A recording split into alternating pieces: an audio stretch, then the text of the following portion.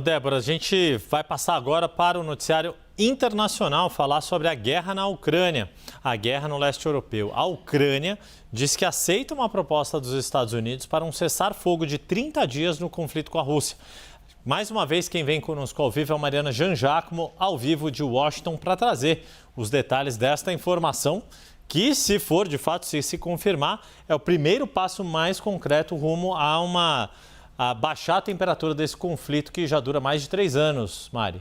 Desculpas, eu tô sem o seu retorno. Acho que a Mari não conseguiu me ouvir, aqui a gente estava com as imagens. Daqui a pouquinho a gente restabelece o contato com a Mariana Jangiacomo, porque esta é uma informação que foi dada pelo secretário de Estado americano, Marco Rubio. Agora sim, Mari, você consegue me ouvir aí de Washington? Traz as informações para a gente. Oi, Yuri. Olha, dia movimentadíssimo aqui na Casa Branca, com tudo mudando o tempo todo, dia cheio de notícia e às vezes a tecnologia não colabora com a gente, né? Mas vamos lá então falar sobre o que foi discutido hoje, né, nessa reunião importantíssima na Arábia Saudita entre a delegação americana e a delegação ucraniana, com frutos, né? Com resultados, pelo que a gente viu, pelo menos. Agora falta combinar com os russos, né? Mas então a gente tem aqui as informações da declaração conjunta entre os Estados Unidos e a Ucrânia. Os Estados Unidos dizendo que iriam retomar imediatamente a assistência militar e de inteligência aos ucranianos, algo que, claro, Volodymyr Zelensky queria muito, porque Donald Trump bloqueou esses repasses depois daquela reunião desastrosa, constrangedora com Zelensky aqui na Casa Branca, e os soldados ficaram praticamente descobertos no campo de batalha, né?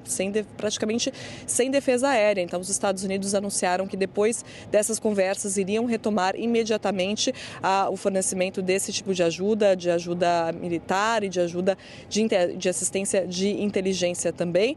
Disseram que a Ucrânia concordou com um cessar-fogo imediato de 30 dias. Então, nesse comunicado conjunto, a Ucrânia disse, na verdade, que concordou com esse cessar-fogo imediato de 30 dias, que pode ser estendido por um período ainda maior, dependendo das duas partes. Agora, como eu disse, vai depender agora de combinar com os russos. Donald Trump falou com repórteres agora há pouco aqui na Casa Branca e disse que agora cabe ao governo americano conversar com os russos e garantir que os russos concordem também com uma proposta de cessar-fogo. E ele disse que convidaria Volodymyr Zelensky mais uma vez aqui para a Casa Branca. Agora, claro, falta entender exatamente o que vai estar nesse cessar-fogo, né? Porque o comunicado conjunto dessa reunião foi um comunicado um tanto quanto vago, apesar de dizer coisas importantes, claro, como essa retomada da ajuda dos Estados Unidos para a Ucrânia e de um cessar-fogo, né, de que a Ucrânia concordou com um cessar-fogo, não diz exatamente quais os termos disso, né? Então a gente tem,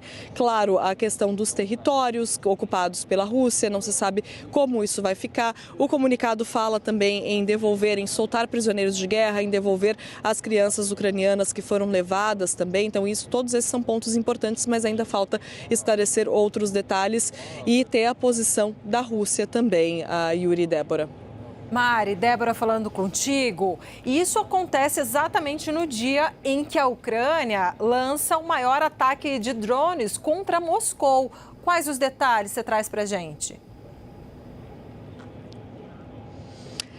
Débora, horas antes dessa reunião lá na Arábia Saudita, reunião da qual é importante a gente dizer também, Volodymyr Zelensky não participou, tá? Volodymyr Zelensky se encontrou com o príncipe da Arábia Saudita, que é um aliado de longa data de Donald Trump, antes, mas não participou da reunião entre a delegação americana e a delegação ucraniana. Mas horas antes, então, a Ucrânia lançou um ataque enorme, um dos maiores desde a invasão da Ucrânia contra a Rússia. A Rússia disse que interceptou 343 drones, derrubou, na verdade, né, 343 drones, 91 deles em direção à região de Moscou e mesmo assim pelo menos 3 pessoas morreram. Então um ataque da Ucrânia para tentar demonstrar força, né, na véspera dessas negociações, mesmo sem a ajuda militar dos Estados Unidos, mesmo sem o acesso aos serviços de inteligência dos Estados Unidos, os ucranianos tentando fazer uma demonstração de força às vésperas dessas negociações negociações importantíssimas que, como